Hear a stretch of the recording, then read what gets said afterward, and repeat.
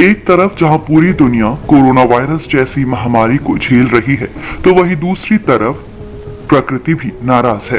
दुनिया के विभिन्न हिस्से से लगातार भूकंप के झटके महसूस किए जा रहे हैं। वहीं भारत में भी अलग अलग राज्यों से भूकंप के झटके महसूस किए जा रहे हैं। हाल ही में हरियाणा के रोहतक में बीते 2-3 दिनों में दूसरी बार भूकंप का झटका महसूस किया गया। में बात करते हैं आखिर बार बार भूकंप आने का कारण क्या है और इस बात को लेकर भूवैज्ञानिकों ने क्या कहा है, साथ ही बहुत सी महत्वपूर्ण बातें भी।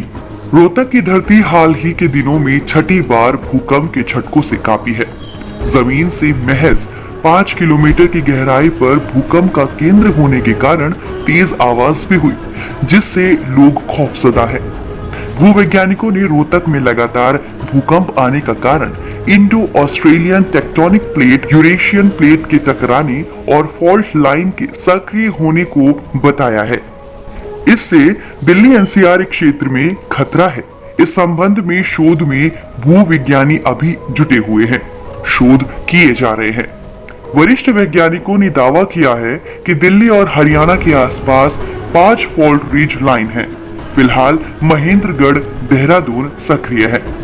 पिछले 2-3 महीने से मथुरा फॉल्ट लाइन में भी सक्रियता के कारण ग्रेटर नोएडा फरीदाबाद तक भूकंप के झटके आ चुके हैं।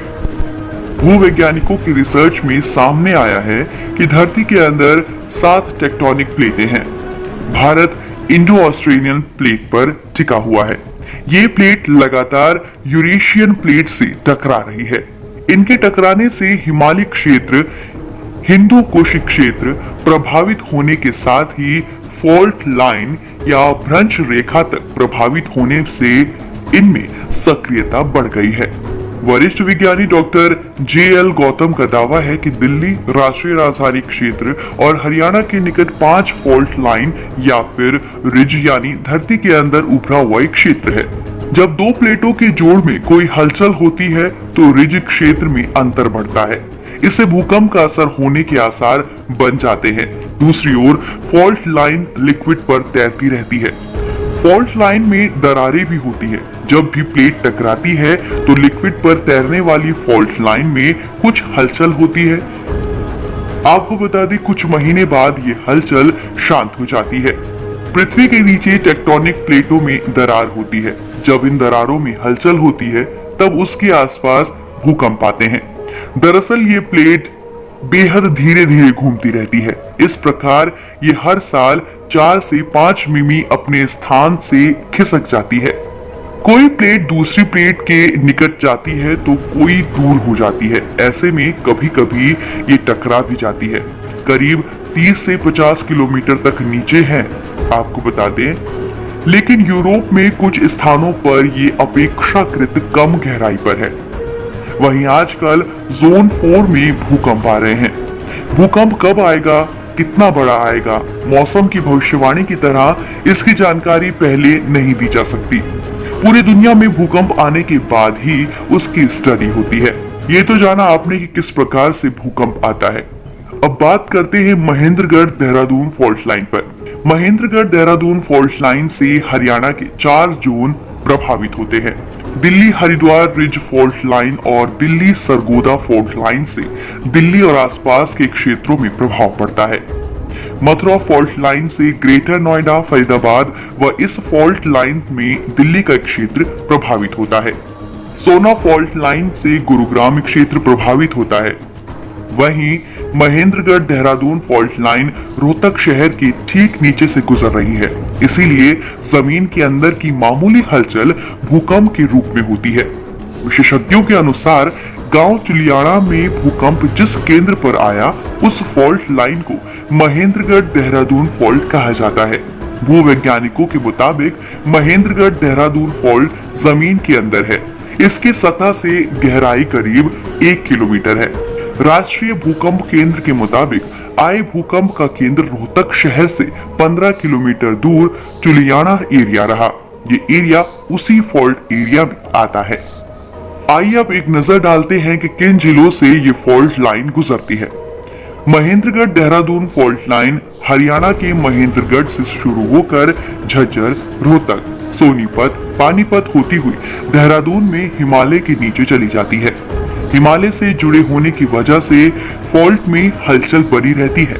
इस फॉल्ट लाइन पर छोटे छोटे भूकंप आते रहते हैं। वहीं आपको बता दें, आपदा प्रबंधन अधिकारी सौरभ का कहना है कि आधा रोहतक जिला जोन 4 में आता है, जबकि कुछ जोन 3 में तो अहम जोन 2 में है। जोन 4 में भूकंप से नुकसान की अधिक संभावना होती है। आपदा से अधिक नुकसान गलत निर्माण कार्यों से होता है। इस प्रकार के भूकंपों से बचने के लिए खुद को तैयार रखना होगा। भवन निर्माण में भूकंप रोधी तकनीक का उपयोग होना चाहिए। अधिक नुकसान की संभावना आपको बता दें ऊंची इमारतों में होती है। वहीं हरियाणा के 12 ऐसे जिले हैं जो भूकंप के चलते संवेदनशील हैं। जोन 4 में आने वाले जिले संवेदनशील माने जाते हैं। जोन 3 कम प्रभावित क्षेत्र, जबकि जोन 2 में भूकंप आने की बेहद कम संभावना है। रोहतक में पहले 4.1 तीव्रता का भूकंप भी दर्ज किया गया था। फिर 2.4 और 2.8 तीव्रता का मापा गया।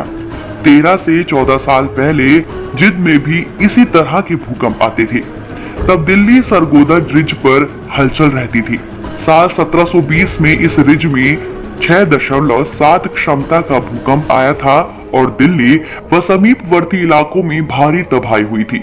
वहीं अब 300 साल में ये रिज शांत है। चलिए एक नजर डालते हैं भारत में भूकंपीय जोन की सूची पर।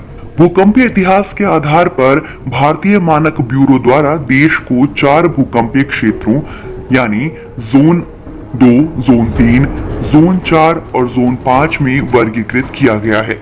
जोन 5 में पूर्वोत्तर भारत, जम्मू कश्मीर के कुछ हिस्से, लद्दाख, हिमाचल प्रदेश, उत्तराखंड और गुजरात के कच्छ के कुछ हिस्से, उत्तर बिहार और अंडमान और निकोबार द्वीप समूह के कुछ हिस्से शामिल हैं। वहीं जोन 4 की बात करें तो यहाँ जम्मू कश्मीर, लद्दाख और हिमाचल प्रदेश के शेष भाग, केंद्र शासित प्रदेश दिल्ली, सिक्किम, उत्तर प्रदेश, बिहार और पश्चिम बंगाल के उत्तरी हिस्से, गुजरात और राजस्थान के कुछ हिस्से तथा पश्चिमी तट के पास महाराष्ट्र के छोटे हिस्से शामिल हैं। जोन 3 में केरल, गोवा, लक्षद्वीप समूह, उत्तर प्रदेश, गुजरात और पश्चिम बंगाल के शेष भाग, पंजाब के कुछ हिस्से, राजस्थान, बिहार, महाराष्ट्र, मध्य प्रदेश, झारखंड के कुछ हिस्से, छत्तीसगढ़, उड़ीसा, आंध्र प्रदेश, तमिलनाडु और कर्नाटक शामिल हैं। वहीं जोन 2 में देश के शेष हिस्से शामिल हैं। आपको बता दें, दिल्ली एनसीआर सहित आधा रोहतक जिला खतरनाक जोन 4 में शामिल है, जहां विशेषज्ञों के अनुसार इस क्षेत्र में भूकंप आते रहते हैं। इसीलिए रोहतक जिला वासियों को भी भविष्य में भूकंप के झटके सहने को तैयार रहना चाहिए।